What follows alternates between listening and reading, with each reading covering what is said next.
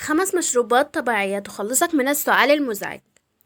يعاني كثيرون من السعال نتيجة الإصابة ببرد شديد أو إنفلونزا، وأحيانا يسعل الشخص من فترة لأخرى دون سبب، ويلجأ البعض إلى تناول أدوية للتخلص من السعال المزعج دون معرفة السبب الكامن وراءه، مما يعد أمرا خطيرا ويمكن أن يؤدي إلى تفاقم وتدهور حالته. وهناك كثيرا من المشروبات الطبيعية التي يمكن استخدامها بدلا من تناول الأدوية المختلفة دون استشارة الطبيب. أولاً، شاي الزعتر.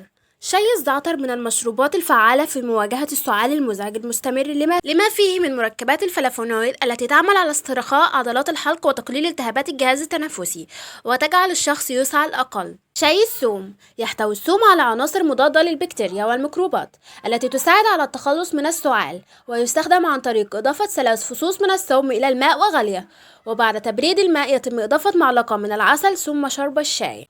العسل والفلفل الأسود. يمكن خلط العسل والفلفل الأسود معا لتخفيف أعراض السعال المخاطي، فيساعد الفلفل على طرد العدوى من الصدر، والعسل على تقليل كمية المخاط لما فيه من عناصر مضادة للجراثيم، ويستخدم عن طريق إضافة معلقة صغيرة من الفلفل الأسود ومعلقة كبيرة من العسل إلى كوب من الماء المغلي، وتركه لمدة 10 دقائق قبل الشرب، ويمكن القيام بذلك مرتين في اليوم للمساعدة على تقليل وتخفيف المخاط.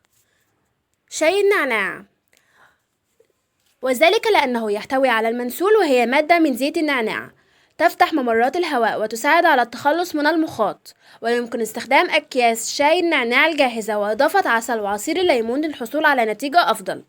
ستساعد تلك المشروبات على تخفيف أعراض السعال المزعجة، ولكن إذا لم يتلاشى البرد في غضون 3 أسابيع يجب استشارة الطبيب لوصف أشكال أخرى من العلاج. وفي حالة المعاناة من السعال ينصح بعدم تناول بعض الأطعمة والمشروبات مثل عصائر الفاكهة لما بها من سكريات تقلل قدرة خلايا الدم البيضاء على محاربة المرض، ومنتجات الألبان لأنها تزيد من إنتاج المخاط.